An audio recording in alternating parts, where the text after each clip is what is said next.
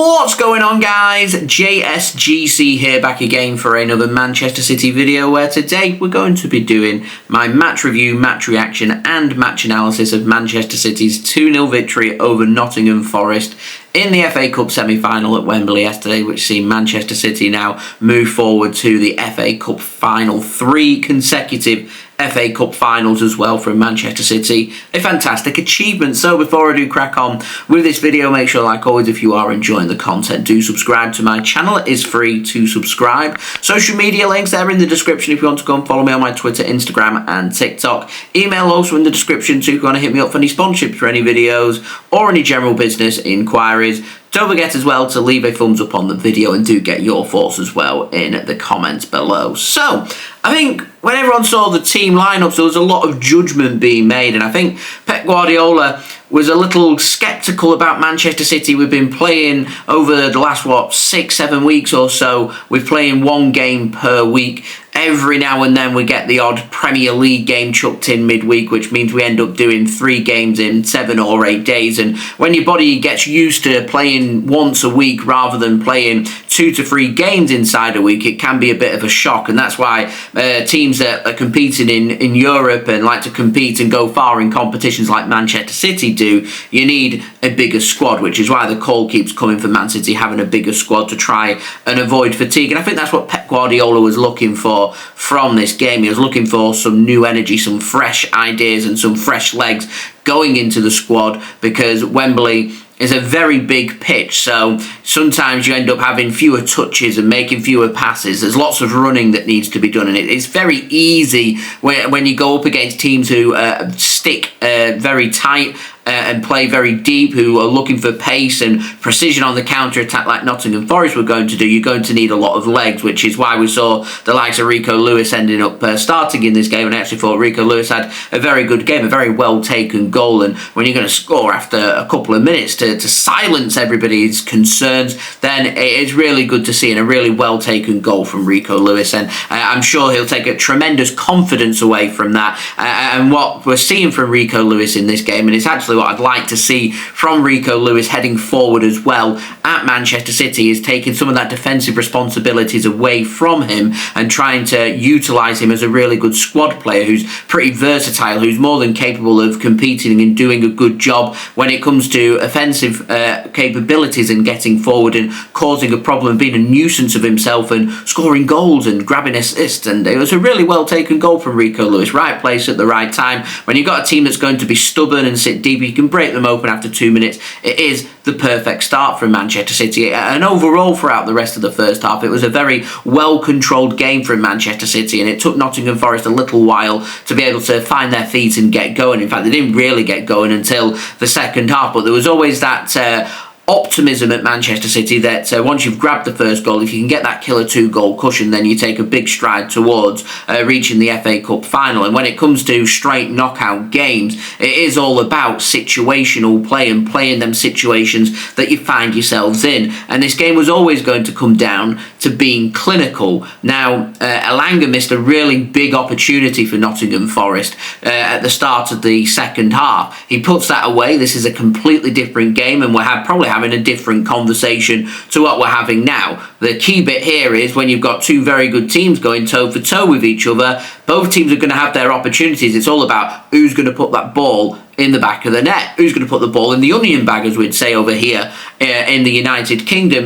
Nottingham Forest just didn't have that clinical touch, that clinical edge about them when they needed it most in what is arguably their biggest game of the season. And I can see their fans being not only a little frustrated, but they're left with, and it's one of the worst faults that you can have in knockout football, you're left thinking what could have been. And how many times have we seen from Manchester City since the takeover, of how many times Manchester City have gone far in competitions, felt like we had more than made a good show of ourselves and ended up exiting out of competitions because we've just not put our opportunities away, or we've fallen victim to circumstance or decisions going against you, or you end up hitting the woodwork a couple of times when really you should be putting the ball in the back of the net like Nottingham Forest did, and you end up being, you'd be proud because it's not a situation that Nottingham Forest find themselves in often enough for their fans' liking over the last 30 years or so. But there's a tremendous show of pride from not only the players and the club, but also the fans as well, which is what you saw a lot of for Nottingham Forest, and they're going to try and use that now as their motivation to try and finish the season really strongly, to see if they can secure a top 5 finish in the Premier League in what would be nothing short of an outstanding season for them, to reach the top 5 and getting Champions League football to be on offer at the City Ground for the first time in a long time. That's what they're going to be looking for, and what a job Nuno Espirito Santo has done, and what a game they gave Manchester City here. And had Nottingham Forest had their shooting boots on, this could have been a different story, and Forest maybe could have gone through. But for Manchester City, it was always just about situational play, making sure we've done enough to have our opportunities to put the ball in the back of the net and win the game and get the job done in a really professional manner. Now, this was the kind of game that Man City were dropping points and losing games in the first half of the season, in particular during that rut through November and December. The lessons have been learned. We look a stronger, better team because of it, and we adapted ourselves really well to the pitch, to this game, and we did what we needed to do to win this game as well. I did have some concerns from this game, a bit of miscommunications happening, in particular at the back, the link-up play between goalkeeper and defence and goalkeeper, playing like we've got Ederson in goal when we've not got Ederson in goal. To me, is a recipe for disaster, and you'll end up seeing a lot of mistakes, and people will be blaming Stefan Ortega-Moreno for them, when in actual fact sometimes the defenders are at fault. You're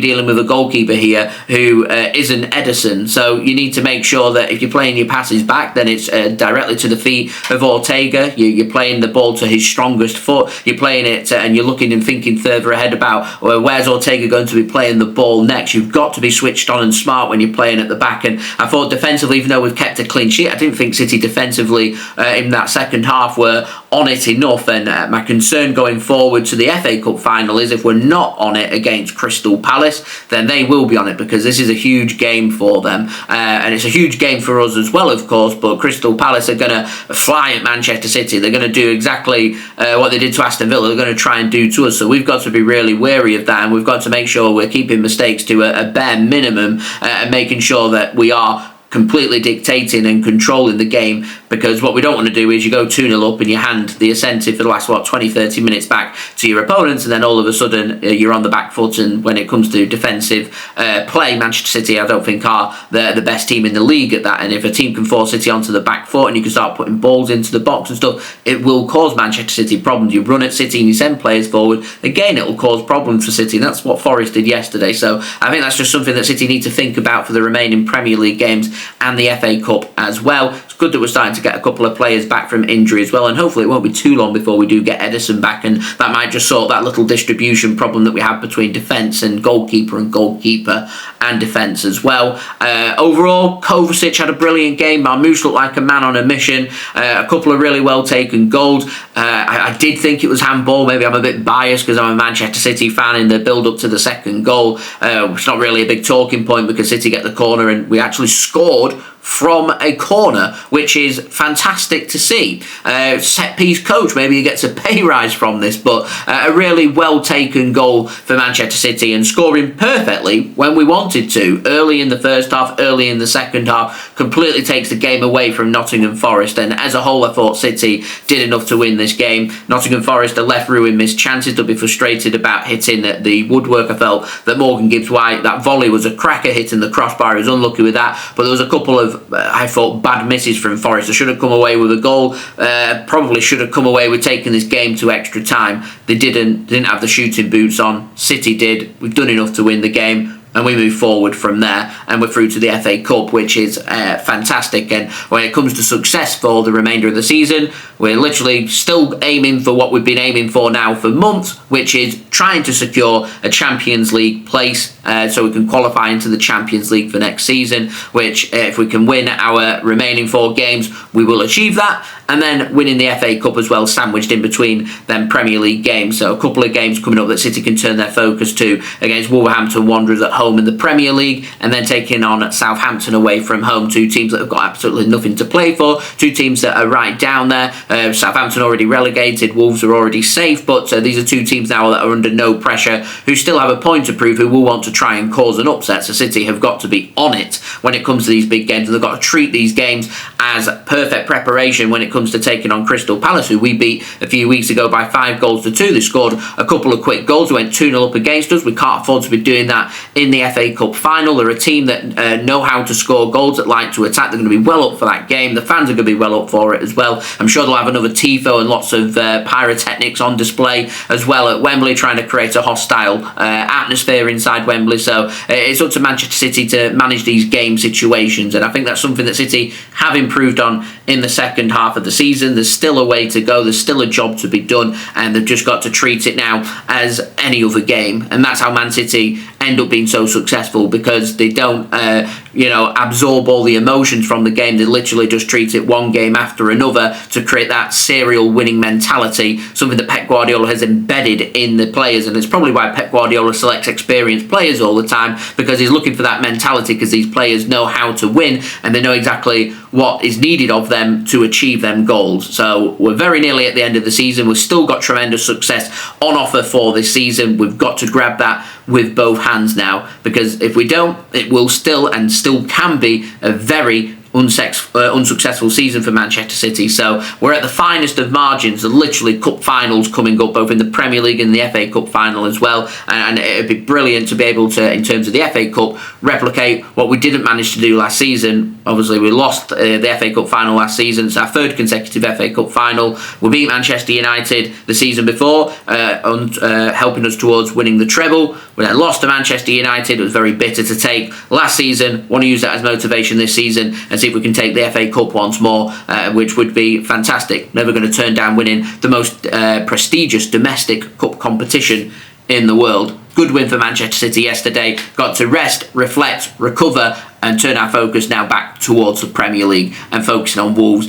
in a big Premier League game. So, I've been JSGC. Thank you everyone for watching. They're my thoughts. Do let me know your thoughts in the comments below. Leave a thumbs up on the video. That would be much appreciated. Subscribe if you're new around here. Social media links, they're in the description if you want to go and follow me on my Twitter, Instagram and TikTok. Email also in the description too if you want to hit me up for any sponsorships for any videos or any general business inquiries. And I'll see you all real soon for the next one. So I've been JSGC. Thank you everyone for watching. Take it easy guys. Peace. Ciao for now.